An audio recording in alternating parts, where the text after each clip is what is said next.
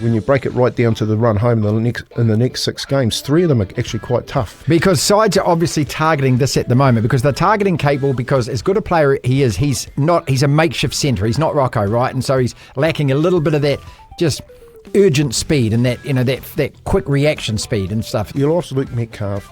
You've got your reliance on these 2 guys, the left edge, and Lekka's playing really, really good football. But you're still not winning this game that you should have won against the Titans. DSPN, the Devlin Sports Podcast Network. BLT Big League Tuesday. Tony Kemp joins us again, former Warriors coach, 25 very proud tests for the Kiwis, and played his pro league in both hemispheres. Tony, welcome back. Good to be here, mate, even though the weather's absolutely shit at the moment. Atmospheric river. What a brilliant descriptive phrase for what's going on, especially here in Auckland at the moment. It's just heaving down. And there goes your meteorite shower if you're going to watch that tonight too. Yeah, okay. You're not going to see anything. No, a little bit of romance between midnight and 1 a.m. You can lie back and say, darling, look at... Oh, that's right. No, you can't see anything. I wish those clouds were here on Saturday night. I think when the Warriors hit 10-0 and came down like that. 9 minutes in, looking real good. Should have put that team away. And this is a Titans team. Remember that Des Hasler had dragged them out of the showers the previous week because he was so angry. 3 losses and 5 for the Warriors. That's not a stat that worries me. The fact that the Newcastle performance wasn't flash and then in back-to-back dodgy performances does. So we got to unpack this. It's no time to panic yet, I don't believe, because beat the Dolphins on Friday and we'll forget about that loss to the Titans. But this is now a kind of a much more tricky fixture at home to the Dolphins because of that loss.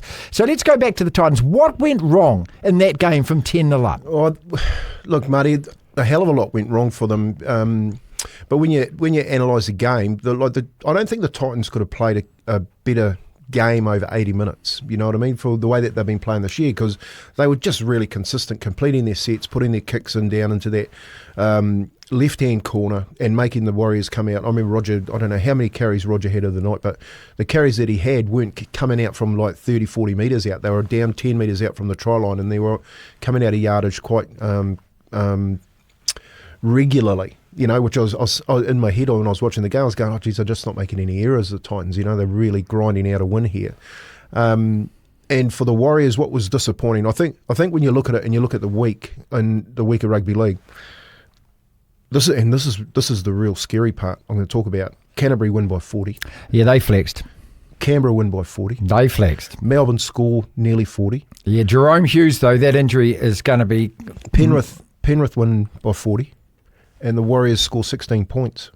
You know what I mean? And you're talking about the top 5 teams there that can score plenty of points, but defensively for the Warriors, they're playing against the bottom team in the competition and they lose that game. So I think the form when you're talking about when they played against Newcastle, if you were someone working for the TAB and you were giving out this is a real bet for tonight, the bet was back the Titans, who are the bogey team, against the Warriors for a straight win. Yeah? And of course they go out that head-to-head and they win that game. Well, I think it was something like 6 of the last 7 they've beaten the Warriors. It's an amazing stat for them, isn't it? I mean, this is a team that had won 1 and 8, Tony. Now, they're rubbish. They're a rubbish team at the moment.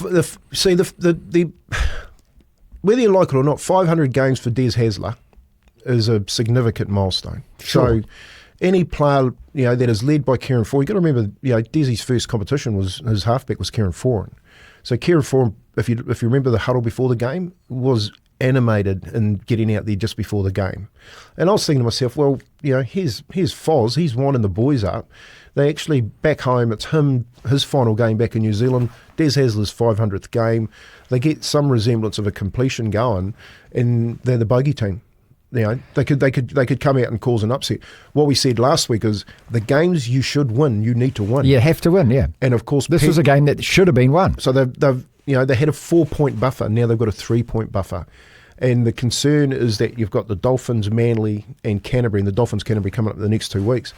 Those 3 points could be gone. Okay, right edge defence, which has been a real concern over the last couple of weeks. What exactly is going on there? And look, looking at it from an amateur point of view like I am, I'm looking at Devlin and I keep thinking he keeps coming in off the wing. And that pass from Foran, which floated into space, beautiful pass. Again, he's not there for that. Why isn't he staying put where he should be? I know it's not as simple as that, but that's when you're looking at it on TV, you're thinking, why aren't you there?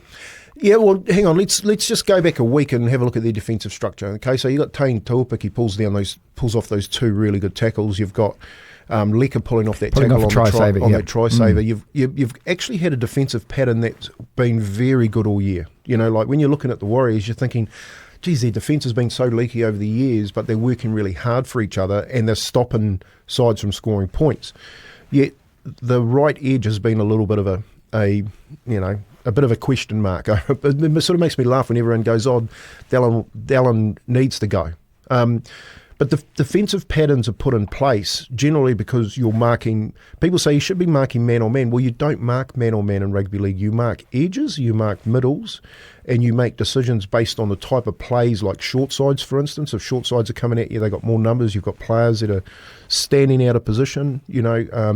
So front rowers roll around to the short hand side and they're standing in an edge player's position, and a halfback will go at that player, and you'll see plenty of halfbacks going down short sides and checking out decision makers. And the same thing happens when you go to edge players and you set up the play like Kieran did when he threw it out to the winger. Yeah, it's a beautiful pass. And he didn't throw it to the wing, he threw it to space because he knew his winger was coming around and he would be in there. He couldn't have thrown that pass any better, mate. It's such a danger, the floater as well, isn't it? Because it's just screaming intercept. So put your feet in Devlin's boots. He didn't know that pass was going to be thrown to nobody. Okay, that's the first thing. So Kieran hasn't thrown it to a winger. He knows his winger's going to get it because that's where he's meant to be. So he's going to throw it to that space. He's going to get there. And when Devlin's defending up, his decision making by the defensive coaches is saying, well, if your man like Kurt Capel goes in and we're looking at the ball and he's going and marking the ball, he's got to come in on the next man, because generally what we used to say defensively when we're teaching some defences, don't worry where the ball's going, worry where it is. Otherwise you get show and goes, or Leka going through and he scores that try. You know what I mean? So on the edges, it's a really hard place to defend, because if you get caught with numbers like they did, he's in no man's land. He stays where he is, okay? And the guy on the inside scores. He comes in and they throw it into space and the winger gets the ball. In the current structure, the sweeping lead runner, sweeper out the back, it's always about trying to get space on the outside. So if you're saying, well, he needs to be sacked, you've got to look at every winger in the competition, because every winger gets caught like that basically every week.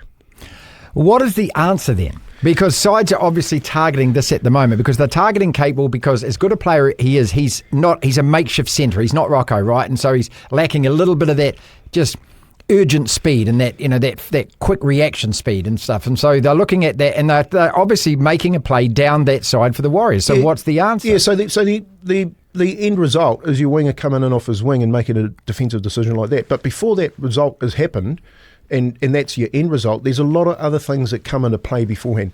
All right, the first thing is the completion rate. All right, the completion rate sucks energy out of you, and if you're not winning the completion rate, you're getting tired and you start to lose the ruck. Players start to get through the they call it bend the line, get through on their front, get up quick and get a quick play the ball, sucks in the middle and creates the decision maker on the edge and defence to make a quicker decision. So I don't get back in time because we're not winning the ruck. I've got to make a decision. That's why Kurt Capel comes in. That's why Devlin comes in. All right. So the way to correct it is to win the bloody ruck. Okay. All right. So everyone, it's really simple. You've got to win the ruck. You've got to dominate it. You can't let them get their front foot on it, because halfbacks like Kieran Foran. The other part then when you do win the ruck, because you get Kieran running at the line and summing things up. Okay. So he sums it up really well and goes, oh, I knew that Dylan, he's got a tendency to run in, make that decision and chop in. I'm actually just going to throw it into the space just past him, because I know my winger's coming around and sweeping onto that football. All right, it's so he gets time. So everyone gets a little bit more time. And the initial issue is, well, you didn't win the ruck. You're losing the completion. The completion rates in their kicking game was spot on. And in the end, they just got him. They just wore him down. Okay, so I started the show by quoting Corporal Jones out of Dad's Army. Don't panic, don't panic. Remember the famous quote. And I mean, I think that it's a really good mantra at the moment for the Warriors, because look, let's look at 18 games, 12 wins, 6 losses. The other 5 losses, awful loss to Canberra opening, awful loss to Melbourne first half. But the other 3 losses are the teams also that are in the top 6, the Broncos, the Panthers, and Bulldogs. So, you've got Raiders twice, Storm, Panthers, Broncos, sorry, the 5 losses. So this is a really aberrant loss, this loss, because this is to a team that's at the bottom of the table. So up until then, the Warriors' losses, I think, have been really, if you can call a loss a good loss, it's a good loss because it's against a good team and they fought hard in those losses. And you want to be a team that's really hard to beat, even if you do lose, right? So where I'm trying to go with this is that, okay, what do? Do you flush the dunny and move on from that one? Or is it more of a concern and going, okay, there are patterns emerging here that are a worry and could be a further worry going into the last few games and the finals? Yeah, look, I think you've got a couple of these. Let's unpack that. Okay, so coming back from Origin, all right, generally what the coaches at the top of the competition are, they're trying to get to the back end of the season in the best shape possible. They've got to be resting some of the players so they hit the finals, because the finals are a totally different game. All right, let's forget about completion of the season. Now you go to the finals and you've got to jump up the level. And everyone knows that. You know, I remember, I think, don't know if I was telling you, but I remember our first finals game against Parramatta back in 2001. We finished 8th. We played Parramatta. They finished the game with 12 men because we weren't ready. All right, and they give us a hiding. You know, so it just went to a different level. But it taught me and Ando a really good lesson. And the following year we go to the grand final, we just lose it. The thing with the Warriors at the moment, what is really worrying, is that they're not on the trajectory that way. Like the other teams. That's what I said right at the beginning. Well, have a look at Canterbury, have a look at Canberra, have a look at Melbourne. Around, they're ready to score points. Melbourne in a bit of trouble because they lost Jerome Hughes. I think he plays in the finals. But for the Warriors, the trends for me is, I said this to a mate a couple of months ago. I said, Lecker needs a break. You know, so before he goes in the final, as the other teams are going like this and they're doing their homework, he ain't got to, I can guarantee you now, they get to the final, Lecker ain't going to be Lecker the Wrecker, because they're going to be ready for him, all right? That's what teams do. And young blokes, to have the young blokes like Dimitri coming off the bench and Lecker being the prime focus, you've lost Mitch Barnett. He's a huge loss. You lost Luke Metcalf. You know, you've got your reliance on these two guys, the left edge, and Lecker's playing really, really good football. But you're still not winning this game that you should have won against the Titans, you know, and is the 4 points going to be enough that they had that buffer to get them into the top 4? Because the other question you've got to answer, if Penrith keep winning, I know they've got three really tough hands, what if 4 plays 5 but it's at Penrith? Well, we're all looking forward now and looking at this points table and going, you know, potentially who's matching who. Penrith in rounds 24, 25, 26 have got the other 3 teams in the top 4. Whether they win all those games, whether Ivan Cleary rests his players, I mean, it's almost like playing the finals before the finals, isn't it? However, if they do play those 3 games and win those 3 games, I mean, what does it say for the rest of the competition? That they can actually beat you all when it comes to it. They've won 7 in a row. The Raiders have won 9 in a row. The Dogs have won 3 in a row. They had a couple of losses. They've won 3 in a row. And for the Storm, they've won, 6 out of the last 7 or something like that. So these teams are all, as you say, in raging hot form at the moment and peaking at the right time. That Penrith side, only 3 points behind, must be a real concern now. That's the rearview mirror is coming, isn't it? You can see them now. Yeah, well, and that's the, you know, when we keep saying anyone that can win the competition outside the 5, if you were going to back a side, would be Penrith, because they've been there the last 4 or 5 years, you know. So I think you do get a little bit of looking at what's coming up. You have to now, Especially if look, you beat the Dolphins and keep that at arm's length. Yeah. Don't beat the Dolphins and all of a sudden they're going to beat the Titans this weekend, Penrith. Well, I'd find it really difficult the way that the form that Penrith are in at the moment, to go to the Titans, and even though they got to win against the Warriors, because you got to look at it from a form gauge. They were scratchy against Newcastle. They got done against the Titans, but the form's not. It's not like a red hot Warriors form. It's not a Canterbury. It's not a Melbourne, and it's not a Penrith. You know what I mean? It's not that type of form. So Penrith going there 7 wins in a row and in really good form. Yeah. So you'd think they'd get them. The Dolphins are a good team.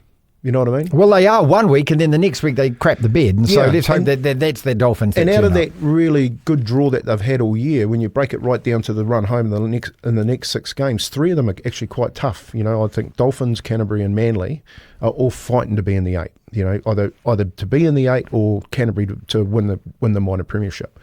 The other 3 games, and you've got the Titans again, you've got to win. Yeah, Eels, Titans and the Dragons, yeah. Well, look at the Eels. You know, Mitch Moses, they're like, you know, it's like the 7 Dewalls, mate.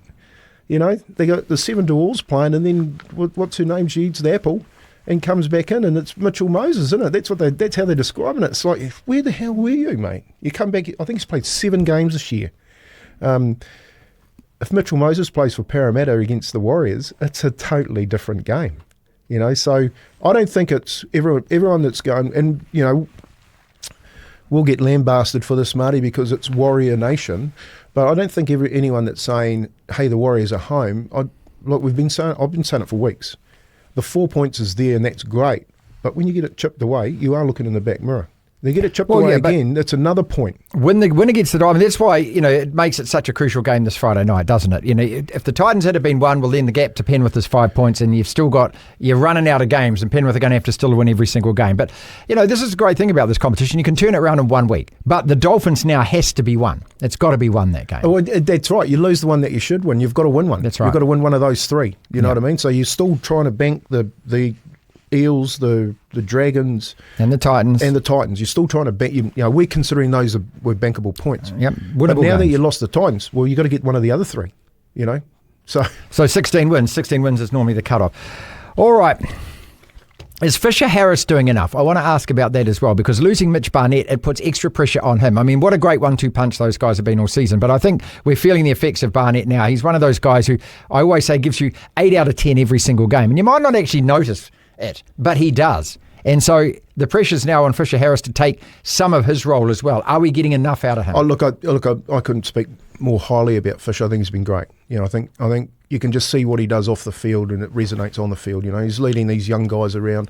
The way that they're playing will be a hell of a lot because of how Fish prepares. It's good to hear. So Dimitri, for instance, I don't think he plays this weekend. I think when he went down with that injury, he had that knee.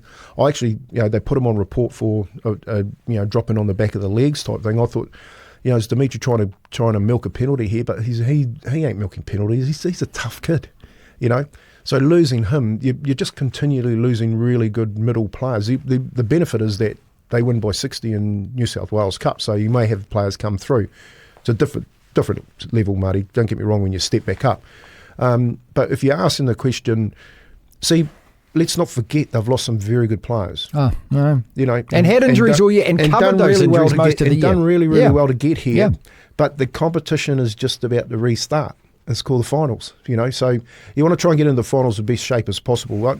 Look, Tane Tuapiki chance on the weekend, and people probably saying Tane should have stayed there and retained his spot. It's not Chance's fault that they got buried in completions. He wasn't coming on the front foot, taking the fifth tackle over halfway. He was taking the first one down by his try line and lucky to get into the half on the last tackle consistently throughout the game. Right. So I guarantee you this week they've been talking about, come on, let's get back to knowing how to win games, which is control the ruck, get our kicking game back in order, and let's make sure we don't let them roll out of the half. Because there were a number of times in that game on the weekend where the Titans were choked down on their try line, and a run by the winger on the left got them out of trouble, and you can't allow that to happen. Right. So is it time to panic? I reckon give me another week and ask me that question. Here you go. All right. Must win against the Dolphins, following that with the Dogs. Still looking in a great position, 12-6, which is 2/3 of the wins. Do that in the next 6 games, win 2/3 of the games, 16 wins. That should be enough for top 4, because it has been enough for top 4 in the last 4 seasons. Yeah, four of the last 6 you're there. Yeah. I think 4 of the last 6 games you're there. It's not as easy as what people think it should be. I've certainly thought. I've taken a step back after that Titans loss. The NRL bites you in the bum every week, doesn't it? But I thought that was a gimme. And I said last week, these are just 2 absolute bankers, 4 points against the Titans. And what do? That's right. Make me look like an idiot as always. Go out, keep supporting them. They're still selling people. They're selling crowds. The Warriors, everyone's still on the back of them, riding them home. Can they get there, Marty? It starts again Friday. The Dolphins is important. DSPN.